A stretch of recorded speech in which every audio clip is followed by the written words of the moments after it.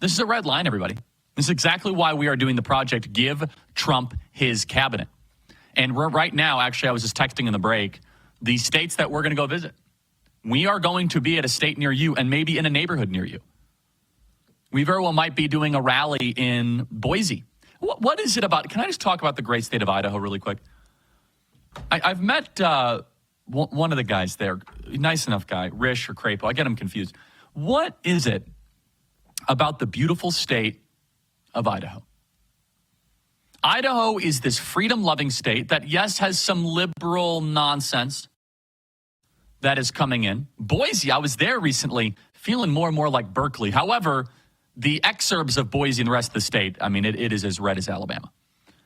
But this is a problem that we need to fix, and that I think Turning Point Action and the Charlie Kirk Show and you guys can help fix together. It is a major problem that in very red states, people that run for office as Republicans just want power. And they're not conservatives, but they're still just people who want power. And I think this is something that Turning Point Action can help fix with obviously all of you in this audience. Look, it's a different ballgame if you're running in Arizona, if you're running in Georgia, if you're running in North Carolina, if you're running in Maine.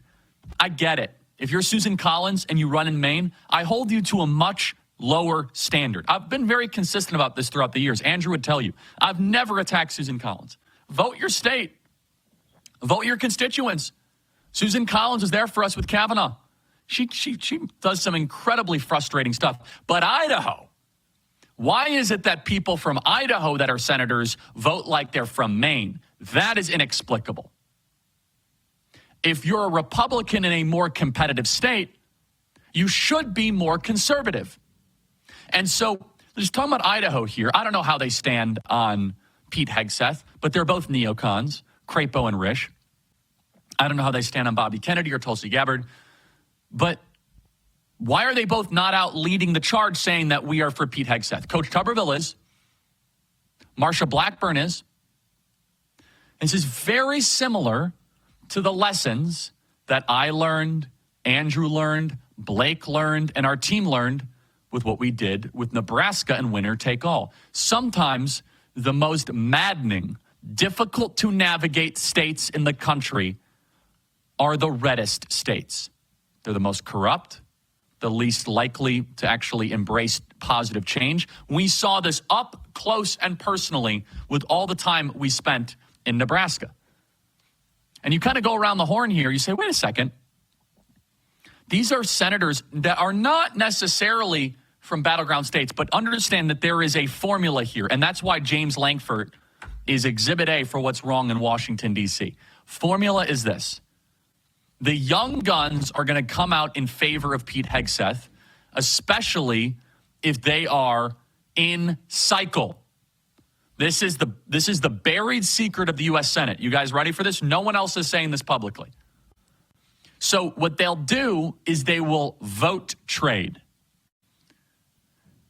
If you are in a competitive state in cycle, those people are much more likely to come out and support President Trump's nominees, like Tom Tillis. Why is Tom Tillis from North Carolina willing to support Trump's nominees enthusiastically? Because he's afraid of being primaried. Why is it that the people who are most likely to oppose Donald Trump's nominees all are people that are not up for election until 2028 and 2030? It's a very easy answer. It's because they're disconnected and they are distant from potential elections and the will of the people. And so what they do is anybody that might be afraid of a primary threat like Tom Tillis, anybody that might be afraid of a primary threat like Mike Rounds, anyone that might be afraid of a primary threat in cycle will grow artificially closer to President Trump and his nominees. And then the old bulls who are not in cycle from very, very red states will take the hits for them because they think people forget and they think that times change and they do not want to be on the wrong side of Donald Trump in a 2026 primary. And you just do the math, it becomes very obvious. So what you have is this ossified 7 or 8 immovable Senate Republican bloc that is against the president's agenda, and they're like, well, what are you going to do about it? Like, for example, we don't know where Senator Curtis from Utah stands. We don't know. Donald Trump embraced his opponent. He's very much like Mitt Romney, probably not going to be on board.